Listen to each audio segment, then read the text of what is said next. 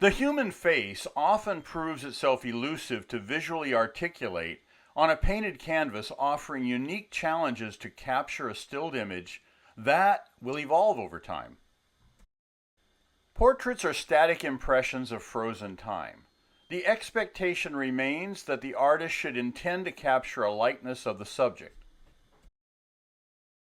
This becomes a challenge in terms of portraying a face accurately and adds a burden of expectation. Accuracy is a relative term in portraiture. The most intriguing subjects are often individuals with significant aging. The facial lines add profound depth for an artist to capture. The result is often the least flattering and an affront to the sitter. There exists basic essentials for an artist to understand when they dive into the quagmire of creating portraits.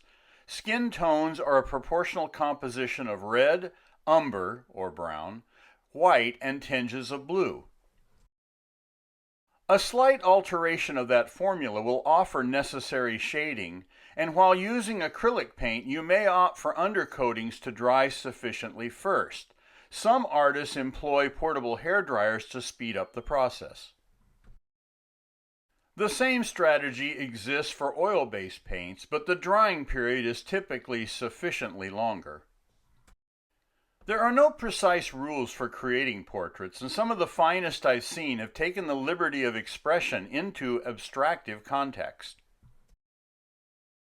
This deviation may not be acceptable to the subject, who may prefer an accurate likeness in the most flattering of perspectives.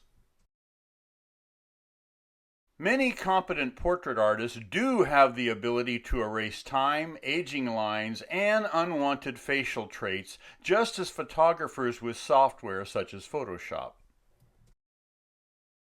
A pre-portrait discussion between model and artist can often soften future conflict if the finished canvas does not meet expectations for accuracy.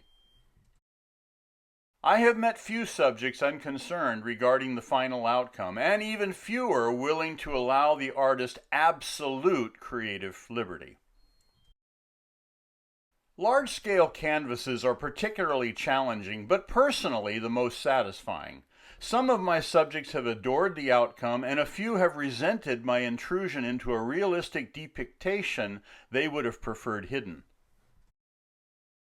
Once I painted two museum directors together who absolutely loathed each other. On another occasion, I purposely modified a portrait of a friend who had hurt and injured me blatantly. Oh well. Perhaps the bluntest and most revealing attempts at portraits are self-portraits by the artist. Some of the greatest recognized works have been when the artist has reversed the mirror to capture their likeness, and often with an accompanying but unspoken context.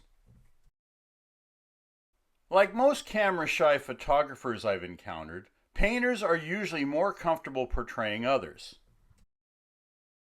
Yet there is a personal satisfaction when you can legitimately capture yourself candidly, particularly amidst the aging process. Even if you never dive into portraiture, it is an outstanding discipline to measure your degree of draftsmanship. As an artist, it is a worthy pursuit to test your capabilities and proficiency, and a measuring barometer of risk-taking that can open healthy portals. Portraits rarely sell to anyone but the sitter and/or their relationship attachments.